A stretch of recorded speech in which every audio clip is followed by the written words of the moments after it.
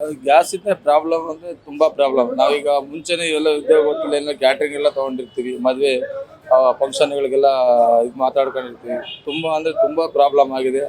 ಈ ಗ್ರಾಹಕರ ಹತ್ರ ನಾವು ಇದು ಅಡ್ವಾನ್ಸ್ ತೊಗೊಂಡು ಎಲ್ಲ ಒಪ್ಕೊಂಡ್ಬಿಡ್ತೀವಿ. ಯಾವ ರೀತಿ ಮಾಡ್ಬೇಕನ್ನೋದು ನಮ್ಗೆ ಅರ್ಥ ಆಗದಾಗಿದೆ.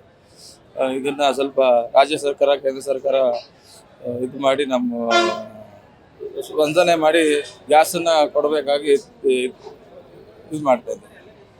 Chitradurga Disha catering service, Chitradurga. Sir, ಗ್ಯಾಸಿಂದ ತುಂಬ ತೊಂದರೆ ಇದೆ. ಯುದ್ಧದಿಂದ ಗ್ಯಾಸಿಂದ ನಮಗೆ ತುಂಬ ತೊಂದರೆ ಇದೆ.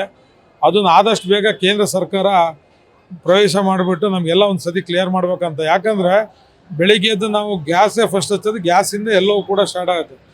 ನಮ್ಮ ದೇವರಿಗೆ ಮಂಗಳಾರತಿ ಹೆಂಗೋ ನಮಗೆ ಗ್ಯಾಸ್ ಮೇನು. ಆದ್ದರಿಂದ ಫಸ್ಟ್ ಗ್ಯಾಸ್ ನಮಗೆ ಒಂದು ಸ್ವಲ್ಪ ಕ್ಲಿಯರ್ ಮಾಡಿಕೊಡ್ಲಿ. ಇವೆಲ್ಲ 60% ಕೊಡ್ತೀರ, ನಮಗೆ 2 days ಅಂತ ಹೇಳ್ತಿದ್ದಾರೆ. ಅದರಿಂದ ನಮ್ಗೆ 2 ದಿನ ಆದಮೇಲೆ ನಮಗೆ ಏನು ಚಿಂತೆ ಆಗಿದ್ರೆ ಹೋಟ್ಲು ತೆಗಿಬೇಕೋ ಬೇಡ ಅಂದ್ಬಿಟ್ಟು ಹೇಳಾಗ್ತಿದೆ. ನಮ್ಮಲ್ಲೆಲ್ಲ 50% ಐಟಮ್ ಕಮ್ಮಿ ಮಾಡ್ತಿದ್ದೀವಿ. ಇದೊಂದು 2 ದಿನ ಆಗ್ಬೋದು ಅಂತ ಹೇಳಿದೆ. ಮುಂದೆ ಯಾಕಂದರೆ ನಾನು ನಂಬ್ಕೊಂಡು ಕೆಲಸಗಾರಿದ್ದಾರೆ, ಗ್ರಾಹಕರಿದ್ದಾರೆ. ಗ್ರಾಹಕರು ಎಷ್ಟೋ ಜನ ಇವತ್ತಿಗೆ ಕೂಡ ಬೇರೆ ಊರಿಂದ ಇಲ್ಲಿ ಬಂದು ಕೆಲಸ ಮಾಡೋರು ಇದ್ದಾರೆ, ವಿದ್ಯಾರ್ಥಿಗಳಿದ್ದಾರೆ, ಹಾಸ್ಪಿಟ್ಲ್ ಪೇಷಂಟ್ಸ್ ಇದ್ದಾರೆ. ಆಮೇಲೆ ಕೋವಿಡ್ ಟೈಮಲ್ಲಿ ನಮ್ಮ ಅಗತ್ಯ ವಸ್ತುಗಳು ಅಂತ ಗೌರ್ಮೆಂಟು ನಮ್ಮ ಹೋಟ್ಲ್ ತೆಗೆ ಪರ್ಮಿಷನ್ ಕೊಟ್ಟಿದ್ರು.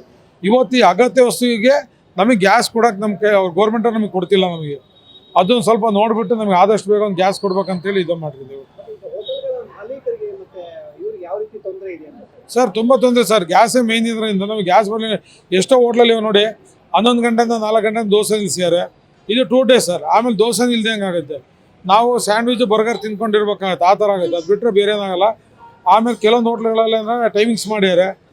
ಇದೆಲ್ಲ ನಮ್ದು ಏನಿದ್ರು ಕೂಡ ಸರ್ 2 or 3 days ತನಕ ಲಾಸ್ಟ್. ಯಾವುದೇ ಊರಲ್ಲಿ ಹೋಗಿ ಕೇಳ್ರಿ ನೀವು, ಯಾವ ಊರಲ್ಲಿ ಹೋಗಿ ಕೇಳಿದ್ರು ಕೂಡ ನಮ್ಮ 3 ದಿನ ಸಿಲಿಂಡ್ರ್ ಇದೆ ಸರ್, 2 ದಿನ ಸಿಲಿಂಡ್ರ್ ಇದೆ, ಆಮೇಲೆ ನಮ್ಮ ಹತ್ರ ಇಲ್ಲ ಅಂತಿದ್ದಾರೆ. ಅದು ಏನಾಗುತ್ತೋ ಏನು ಬಿಡುತ್ತೋ ಗೊತ್ತಾಗ್ತಿಲ್ಲ. ಮುಂದೆ ಏನು ಮಾಡ್ಬೇಕಂತೇಳಿ ನಮಗೂ ಕೂಡ ಗೊತ್ತಾಗ್ತಿಲ್ಲ. ಆಮೇಲೆ ಟ್ರಾವೆಲ್ ಮಾಡೋರಿಗೆ ಏನು ಮಾಡ್ಬೇಕಂತ ಗೊತ್ತಾಗ್ತಿಲ್ಲ.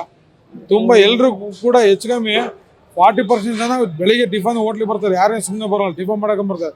ಅವ್ರು ನಾಳೆ ಎಲ್ಲಿಗೆ ಹೋಗ್ಬೇಕಂತಬಿಟ್ಟು ಹೇಳಿ ಅವ್ರಿಗೂ ಕೂಡ ಯೋಚನೆ ಆಗುತ್ತೆ. ಈ ಹೋಟ್ಲು ಬಾಲ್ ಹಾಕಿದ ಕೂಡಲೇ ನಾಳೆ ಎಲ್ಲಿಗೆ ಹೋಗೋಣಪ್ಪ ಅಂದ್ಬಿಟ್ಟು ಹೇಳಿ ಈ ಥರ ಪ್ರಶ್ನೆ ಸರ್. ಈ ಥರದ ಸರ್, ಇದೆಲ್ಲ ಮಾಡಿಬಿಟ್ಟು ಎಲ್ಲ ಸರಿ ಹೋಗ್ಬಿಟ್ಟು ನಮಗೆ ಆದಷ್ಟು ಬೇಗ ಗ್ಯಾಸ್ ಆಗಲಿ ಯಾವುದೂ ಕೂಡ ನಮಗೆ ಏನು ತೊಂದರೆ ಆಗ್ದಿರೋಂಗೆ ಇದು ಮಾಡಲಿ ಅಂತೇಳಿ. ಯಾಕೆ ಒಂದು ತೊಂದರೆ ಆದ್ಕೊಳ್ಳೆ ನಾಳೆ ಇನ್ನೊಂದು ತೊಂದರೆ ಆಗುತ್ತೆ, ಇನ್ನೊಂದು ತೊಂದರೆ ಹಾಕೊಳ್ಳಿ ಇನ್ನೊಂದು ತೊಂದರೆ.